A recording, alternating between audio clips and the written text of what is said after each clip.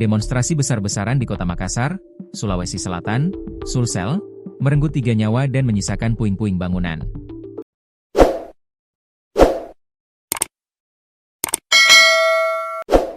Demo ini merupakan bentuk protes terhadap tewasnya pengemudi ojek online, ojol, Afan Kurniawan, 21, yang dilindas kendaraan taktis Brimob di Jakarta pada Kamis malam. Gedung DPRD Provinsi Sulsel dan DPRD Kota Makassar dibakar massa pada Jumat, 29 Agustus 2025, tengah malam hingga Sabtu, 30 Agustus 2025, dini hari. 2 gedung wakil rakyat itu kini tinggal puing-puing. Kedua gedung itu dibakar dan ludes di waktu hampir bersamaan. Selain itu, 3 nyawa aparatur sipil negara ikut melayang saat mencoba menyelamatkan diri dari kobaran api. Kelompok massa melampiaskan amarah di 2 simbol perwakilan rakyat di kota terbesar Timur Indonesia ini dengan anarkis.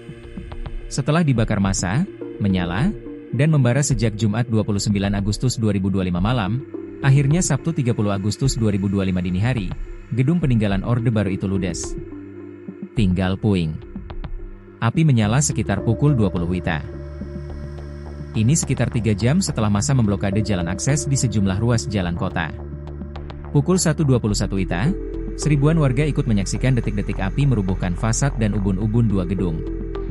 Aparat dan armada pemadam kebakaran juga tak kuasa meredam api kemarahan ratusan kelompok massa.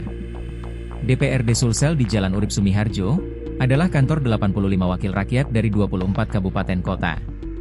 Sedangkan DPRD Kota Makassar di Jalan AP Petarani ini adalah ruang kerja bagi 50 anggota parlemen dari 15 kecamatan. 2 gedung ini berjarak sekitar 2,5 km. DPRD Provinsi di utara, sementara DPRD Kota di selatan. Tragis, kebakaran ini terjadi saat para wakil rakyat kota tengah menyiapkan rapat paripurna RPJMD bersama wali kota, wakil wali kota, sekda, dan 30-an pimpinan SKPD kota. 3 orang meninggal.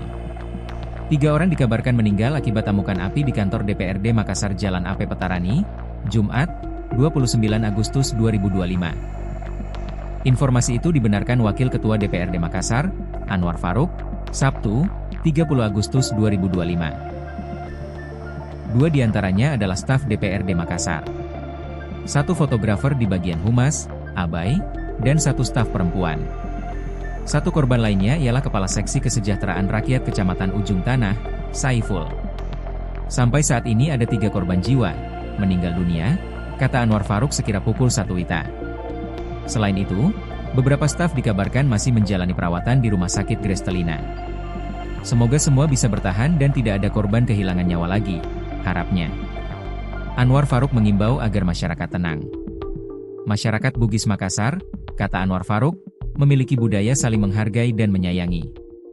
Diharapkan prinsip itu terus dipegang, tidak terprovokasi dengan hal yang bisa merusak tatanan kehidupan bermasyarakat. Kami imbau masyarakat tenang, kita dikenal saling menghargai saling menyayangi. Jangan ada tindakan anarkis, jangan terprovokasi, tegasnya. Anwar sendiri ada di gedung DPRD Makassar saat kejadian. Ia menghadiri rapat paripurna jawaban wali kota tentang APBD perubahan 2025.